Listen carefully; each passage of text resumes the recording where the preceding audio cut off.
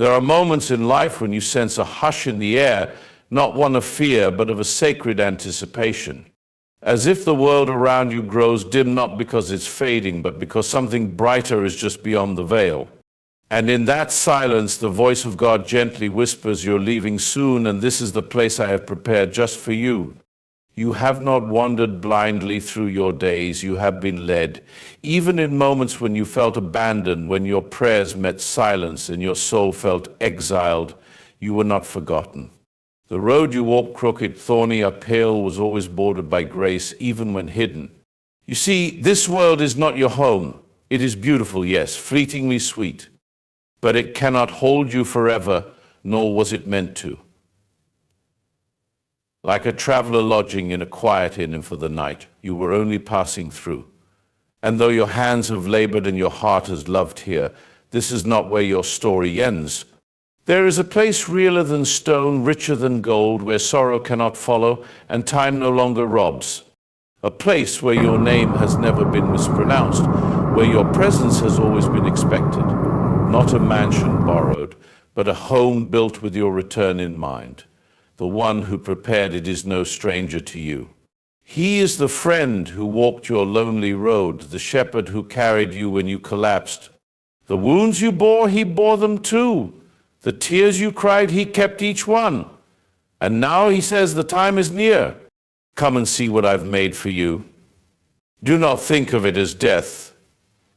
Think of it as the long-awaited sunrise after a lifetime of twilight. You will not be leaving life behind, you will be stepping into life itself. In that place there are no clocks ticking away your worth. There is only fullness, reunion, restoration. Every wrong made right, every scar made radiant. Every H answered not with explanation but with embrace. And when you arrive, it will not be to strangers or a hollow palace. No. It will be to the voice you've always longed to hear clear, calling your name without mistake or rush. To the arms that held you even when you didn't know. To the place where at last you will say, this is what I was made for all along. So walk with courage, beloved, not because the path is easy, but because the destination is certain. You are leaving soon, not to be forgotten, but to be fulfilled. And what waits for you is not an ending. It is home. It is Him.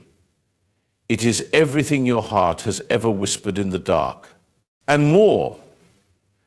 There is something deeply unsettling about how quickly things fade here.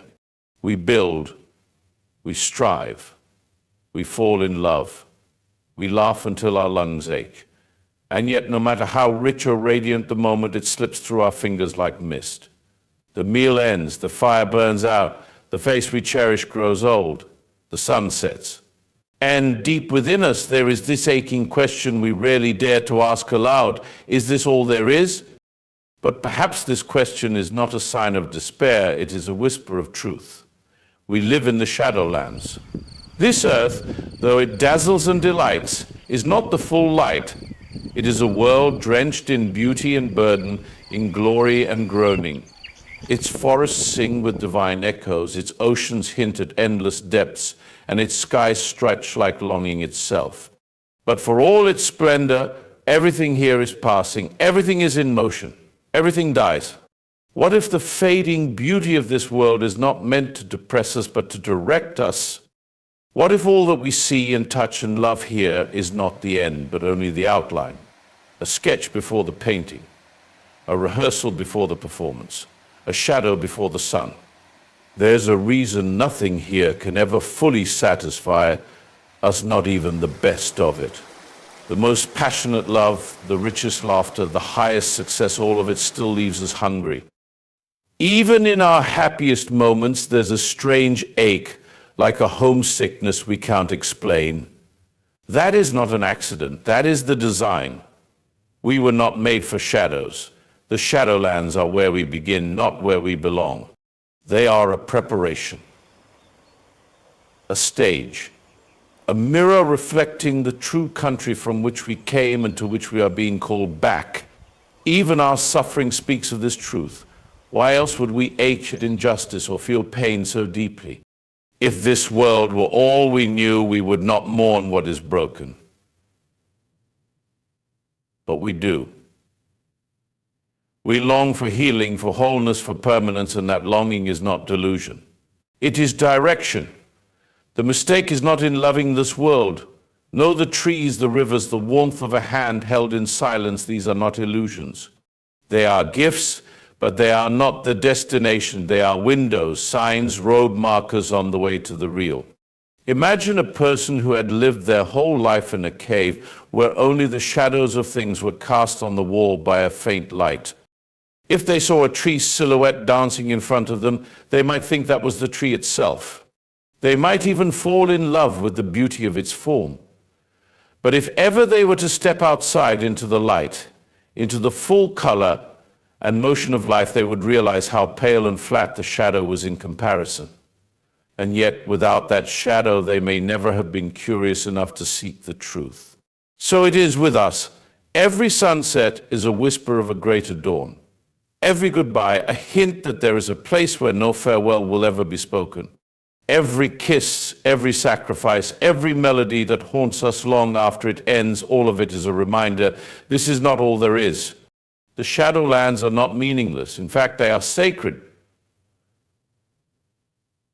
Because here, in the flickering half-light, we learn to hunger for brightness. Here we are given just enough truth to stir our hope, and just enough loss to train our hearts for what cannot be lost. The griefs of this world are real, but they are not final. The joys of this world are sweet, but they are not full. Every good thing here is a down payment on something far greater. We are not wrong to love what is beautiful, but we are wrong to believe it ends here. The things we call real now are but the scaffolding. The greater country lies just beyond the veil, more solid and alive than anything we have yet known. It is not a dream. This world is the dream. And one day we will wake up. We were not made for the cave, but for the cave. Not for the shadow, but for the substance. Not for this world, but for the world that made this one only a glimpse of itself. There exists within every human heart a quiet, relentless yearning. It is not taught to us. It arrives before language, before memory. It is there in the child who gazes at the stars and wonders what lies beyond. It is there in the grown soul who has tasted the riches of life, love, pleasure, success, and still finds an emptiness that nothing on earth seems to fill. This desire is not a flaw in the design, it is the design. It is not a problem to solve, it is a compass pointing us towards something greater than what we can see. Desire points to destiny. From our earliest days, we have been creatures of longing.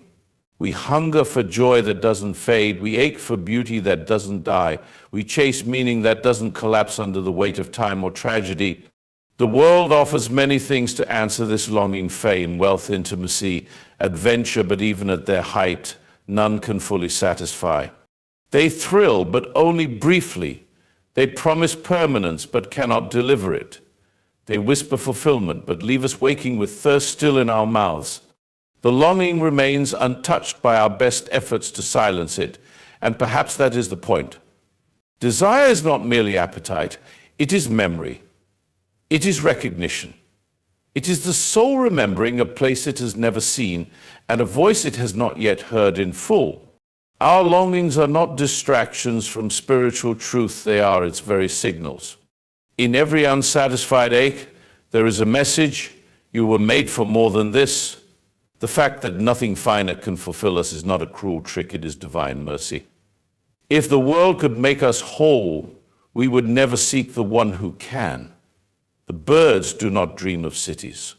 The beasts do not weep for justice. The seas do not cry for love that will last forever. Only we do. Only we dream impossible dreams because our origin is beyond the possible. What else explains the ache for eternity that pulses within every mortal life? Why do we seek love that never betrays, peace that no storm can shatter, joy that does not decay? We are drawn to these things not because they are fantasies, but because they are home. Desire is not delusion, it is direction. It is not a lie, it is a map. Our very dissatisfaction is sacred. It guards us from settling. It prevents us from confusing the shadow with the sun. When the world disappoints us, it is not failing us, it is fulfilling its purpose. It is reminding us that it is not our final rest, that our story has a destination beyond these fragile borders. There is a reason why no success is ever quite enough, why even the deepest romance still leaves room for longing. The love we find on earth is meant to awaken us, not complete us. Every kiss, every sunset, every symphony, every breathless moment of beauty is not the destination, it is the echo of it. A whisper from a far country calling us home. And the ache that follows, that is the sound of your soul remembering that it was made for things that do not die. To hunger for more is not greed, it is the mark of your true origin.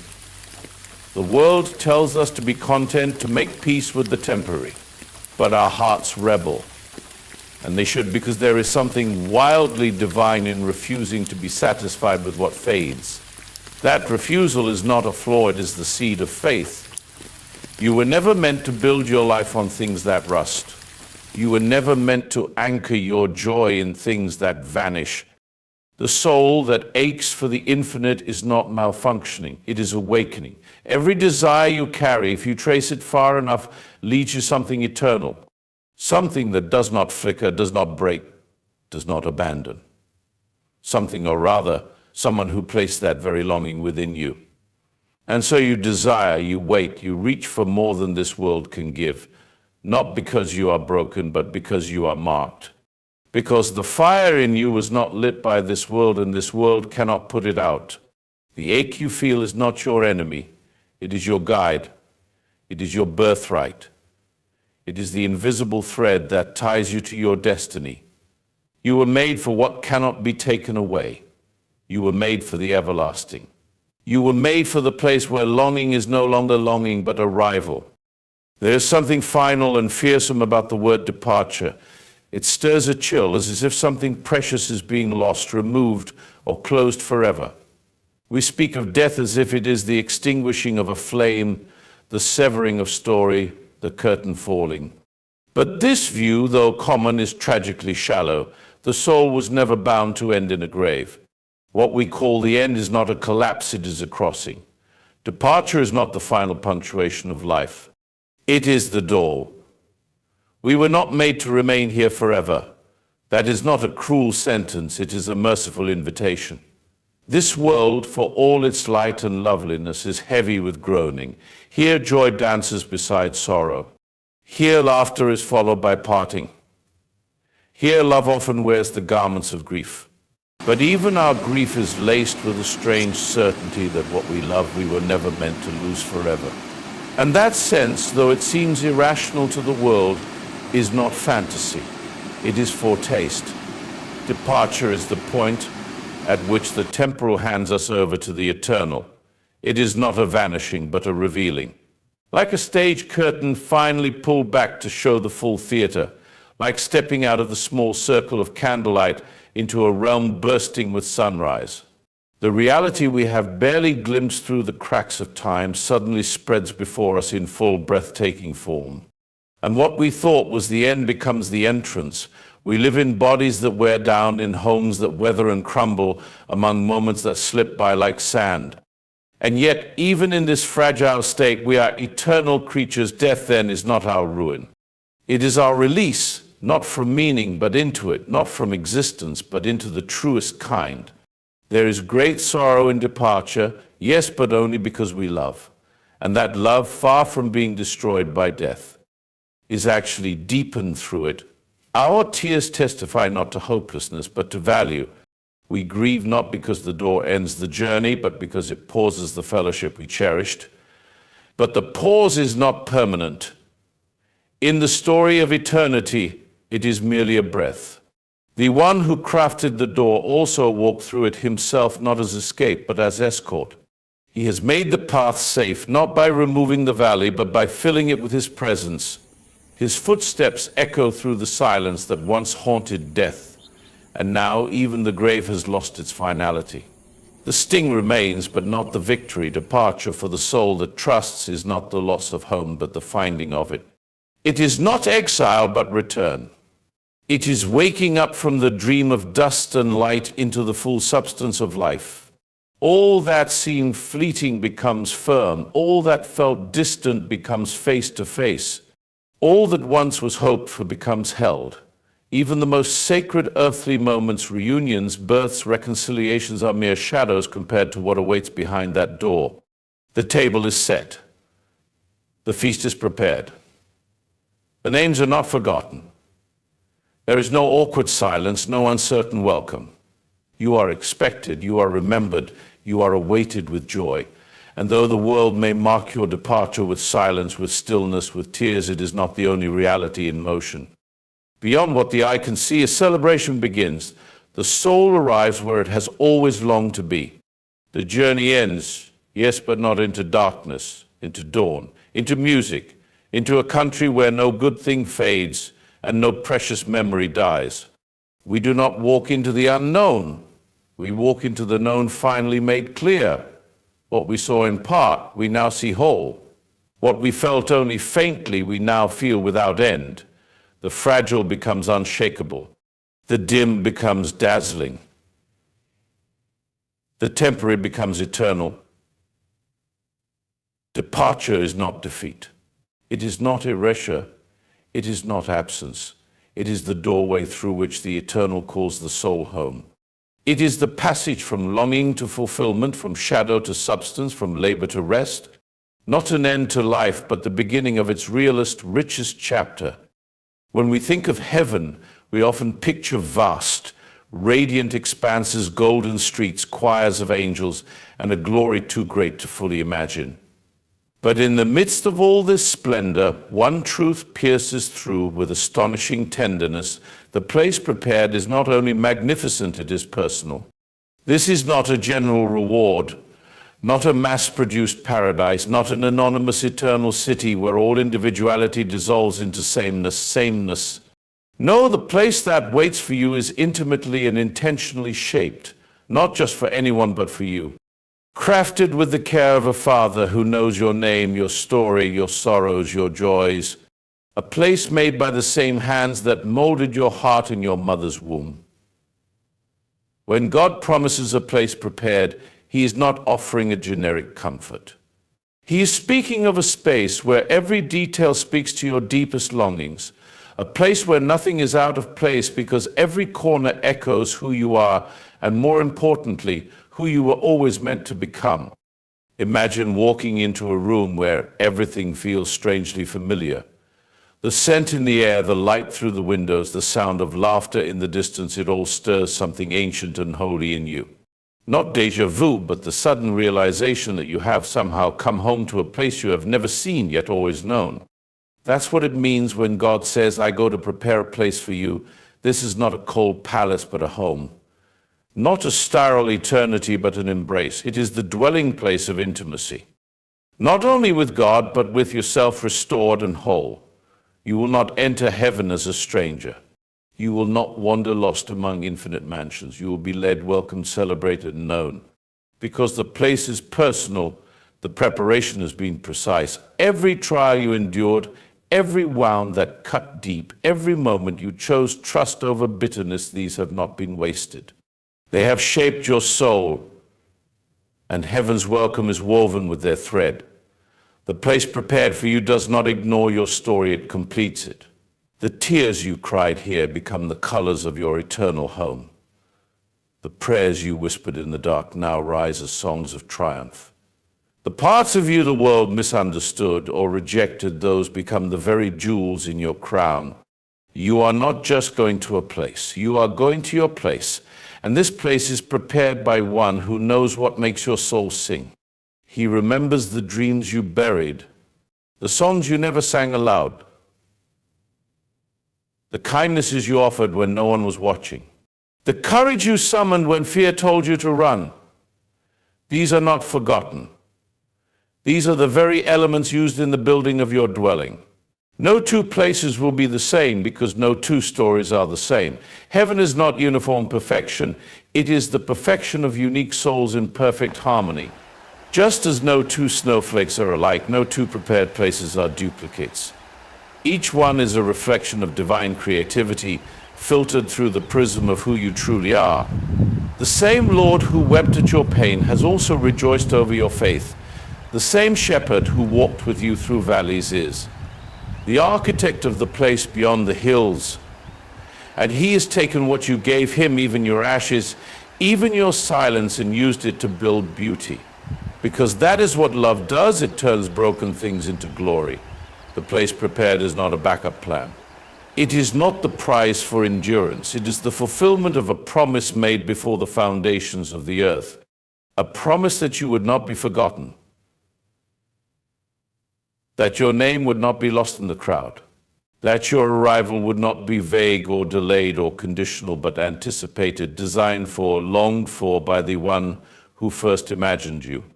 The home he prepares will not overwhelm you with grandeur so much as it will quiet you with belonging. The walls will not shout of judgment, but hum with mercy. The air will not smell of fire and fear, but a peace so real it sinks into your bones. There will be no awkwardness, no pretending, no masks. In that place, there is no part of you that must hide. Every laugh, every glance, every touch of light will tell you what your heart has longed to believe. You are known. You are wanted. You are home. We often speak of heaven as though it were a prize handed out at the end of a long, difficult race, a reward earned for good behavior, a golden badge of endurance. But this image, though well-meaning, falls short. It turns heaven into a transaction, a place received for performance, a destination reached by merit. Yet the true essence of heaven is not transactional, it is relational. Heaven is not a trophy case for the morally successful. It is a homecoming, a return, a reunion. The heart of heaven is not made of gold or glass or glory, it is made of love. Not vague or sentimental love, but personal, eternal, undine love. The kind of love that knows your name. The kind that watched you while you slept, counted your tears, stood with you in silence when you had no words left to pray. The kind of love that waited always through every wandering and every shadow. That kind of love does not offer a reward. It offers a relationship. Heaven is where the distance ends, where separation is no more, where the veil is lifted and the one you have sought in faith stands before you, not as an idea or an echo, but face to face.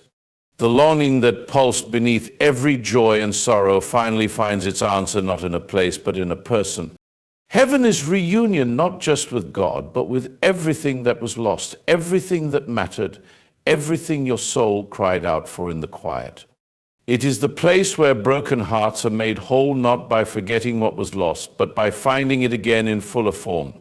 The love that death tried to sever is restored, stronger than ever. The goodbyes that broke us become hellos that heal us. It is not earned. It is not deserved. It is given because love could not bear to be without you. Because grace has never been about measuring up, it has always been about being brought home. We will not arrive in heaven with medals around our necks. We will arrive with tears wiped from our eyes, with scars turned to stories, with burdens finally lifted. And we will be greeted not by judges, but by family. The father runs to meet the prodigal. The shepherd carries the wounded sheep. The king prepares the feast not for the victorious, but for the beloved. There will be reunion with those whose names we still whisper in grief. Reunion with joy we thought was lost. Reunion with innocence, with wonder, with peace we had almost forgotten. The laughter that was silenced will rise again. The embraces we longed for will be felt. Time will no longer tear us away from the moments we cherish. Every lost connection finds its way back. Every unfinished song begins again. But more than all of this, there will be reunion with the one our soul has always known, even before we had the words to name him. Every prayer, every cry, every act of faith was a thread pulling us closer to this moment. When we finally stand in the presence of the one who shaped us, who carried us, who redeemed every detour, and disappointment not with wrath but with mercy, there will be no need for explanations, no need for fear, only recognition, only rest. This is why heaven cannot be seen merely as a prize, because it was never meant to be about earning. It was always meant to be about returning. It was not a place created after the fall, it was the plan before the beginning. a dwelling place for love, a city where every name is known, a table where every seat is filled. And just as the bride does not earn the wedding, the child does not earn the hug, and the lost does not earn the search, so too, the soul does not earn reunion. It is welcomed into it, not because of what it has done, but because of who waits on the other side. We speak of going to heaven, but in truth, heaven for us, coming for us. Coming like a father who has been waiting on the porch, watching the road. Coming like a mother who has kept the light on. Coming like a friend who never stopped believing we would make it home. The reward is not a place, it is a person. Not gold beneath your feet, but arms around your shoulders. Not the applause of angels, but the voice that says, I knew you'd come. I've missed you. Heaven is the end of absence, the death of distance. It is the moment every tear finds its meaning, every ache its balm, every longing its fulfillment. There are days when the path feels long, the light grows dim, and the soul wonders whether the promises once believed are slipping further out of reach. In those moments, it's easy to measure life by delay, to mark our journey by what hasn't yet arrived. We look at the distance still to travel, the prayers still unanswered, the growth still incomplete, and we feel as though we've barely begun. But the truth that eternity whispers softly, persistently is this: you are closer than you think. We expect spiritual progress to feel like triumph. We imagine clarity will always feel like sunlight, and closeness to God will always feel like warmth. But often, the greatest nearness comes in the silence, in the stillness, in the aching moments when it seems nothing is happening at all. There are depths to the soul that only sorrow can shape. There are truths only the wilderness can teach. And there are victories unfolding even when all we feel is standing still. We imagine that closeness to heaven must come with fanfare, but often it comes quietly. A heart that still hopes even after disappointment. A soul that still prays even when it feels no reply. A will that still surrenders even when obedience hurts. These are not small things. They are signs that you are drawing near, not to the edge of failure, but to the gates of fulfillment. The enemy of your soul wants you to believe that the delay means denial, that silence means abandonment, that struggle means distance. But nothing could be further from the truth. Some of the most powerful moves of heaven happen in hidden places. The roots grow before the fruit appears. The foundation is laid before the walls rise. The promise is forged in the dark before it shines in the light. The journey of faith has never been about speed. It has always been about direction. Even when you crawl, even when all you can do is stand, if your face is set toward the light, you are moving. You are becoming. You are closer than you think. The very ache you feel, that deep, holy dissatisfaction, is not proof that you are far from God. It is proof that you have tasted His nearness. Hunger does not arise in emptiness, but in memory. The longing you carry is not the absence of His presence, but the echo of it. It is the evidence that you have known Him, that you were made for more than this temporary world, and that your soul remembers. You are not drifting. You are being drawn. Every quiet yes, every broken hallelujah, every time you choose to love when you'd rather withdraw, these are milestones. They are markers of progress, not failures. You are not meant to live by your feelings, but by the faithfulness of the one who walks beside you. He is not waiting for you at the finish line. He is here, in this moment, in this breath. Every step you take toward Him is a step taken with Him. We often think heaven is far away, a reality to be reached someday after this life has ended. But heaven touches earth more often than we realize. Eternity presses in through cracks in time, through a word of grace, a moment of beauty, an unshakable peace that settles even in grief. The veil is thinner than we think. The presence of God is not stored up in a distant realm, it is near, closer than breath, closer than your next thought. And if He is near, then so too is the place He's preparing for you. You may not see it, but the walls of that eternal home are being built with every act of trust. You may not hear it, but your name is spoken in the halls of heaven with love, with longing, with joy. Every tear you've cried has been collected. Every burden you've carried has been noticed. And every time your faith flickers but doesn't die, it sends a signal into the eternal. They're still coming.